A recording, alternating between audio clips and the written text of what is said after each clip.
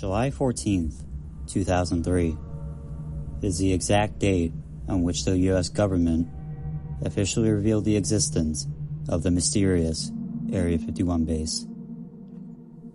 Since its revelation, thousands and thousands of theories, conjectures, and hypotheses have been built around it.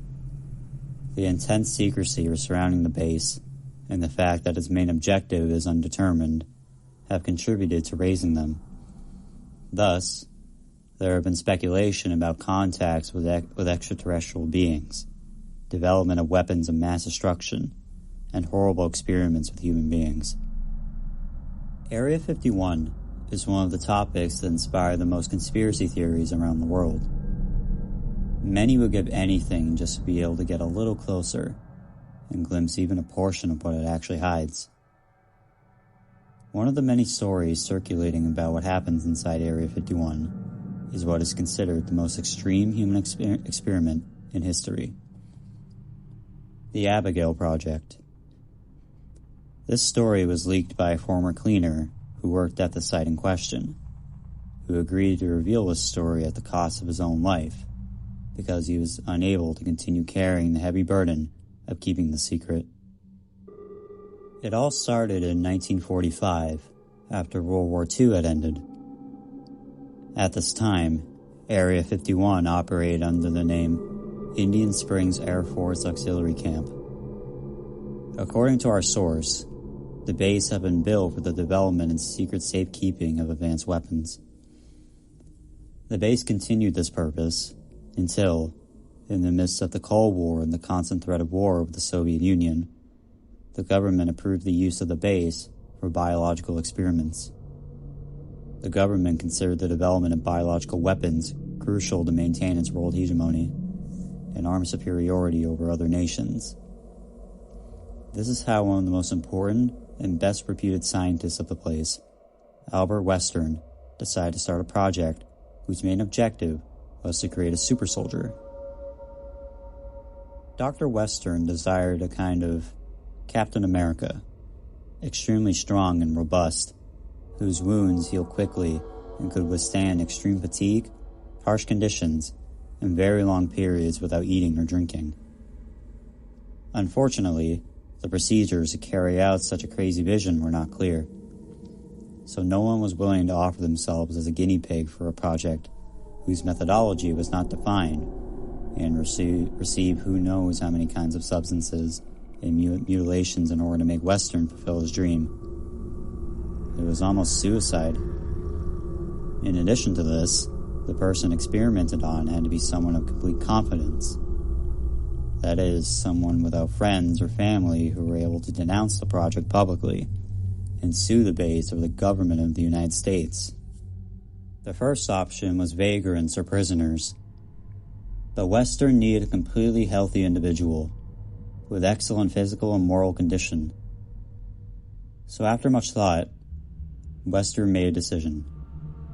The right person to receive that experiment was his own daughter, Abigail. Abigail Western was a young university student who studied to follow in her father's footsteps, and perhaps one day become an Area 51 scientist like him. Western loved his daughter, but he was a stubborn man who tirelessly pursued his goals, no matter the cost. If he had to subject his own daughter to a risky experiment whose success was uncertain to save America, then so be it. He managed to convince Abigail to agree, and the Abigail Project began. The girl underwent all kinds of surgeries and implants and substance tests.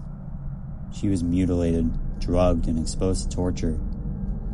Nobody saw how all these humiliations were going to develop the supposed super soldier that Western intended, but the changes began to be noticed after a while.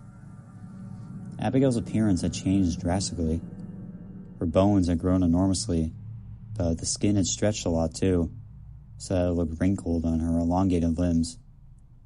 Her teeth also grew gigantic, and her behavior was becoming more animalistic and less rational.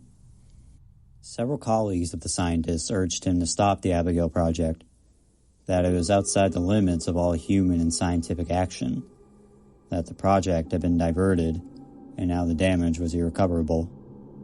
But Western, in his arrogance, was willing to take the experiment to its ultimate consequences. It was not that he hated his daughter. No, on the contrary, she was the most precious thing for him.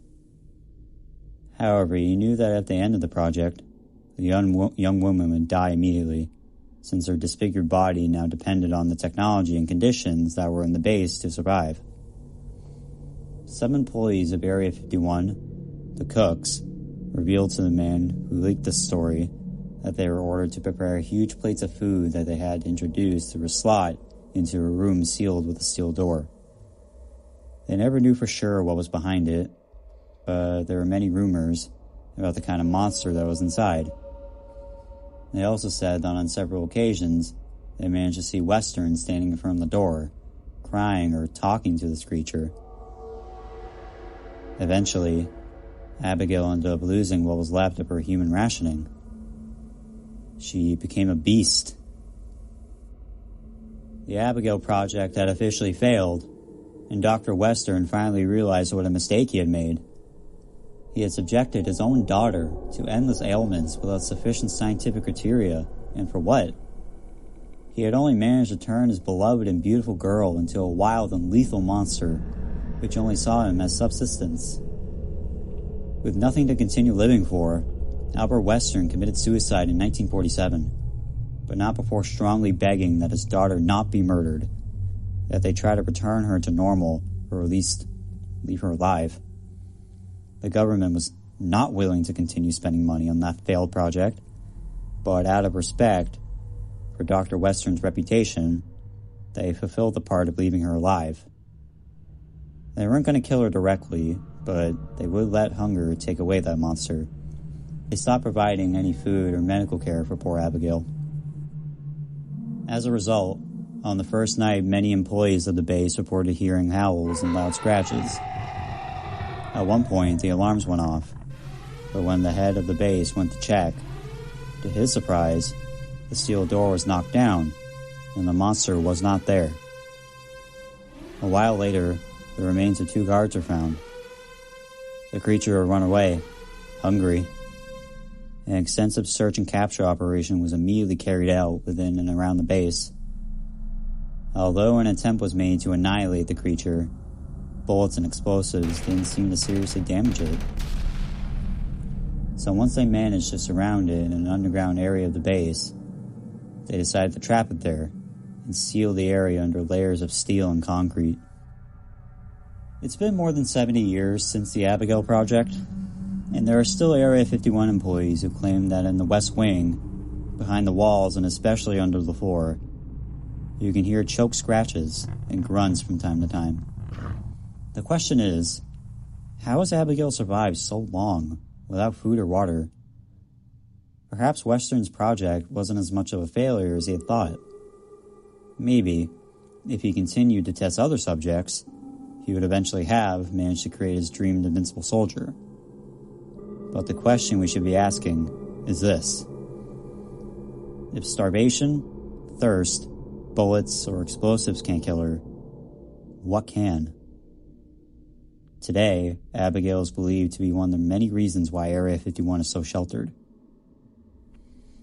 They don't know what it is, and they don't know how to fight it.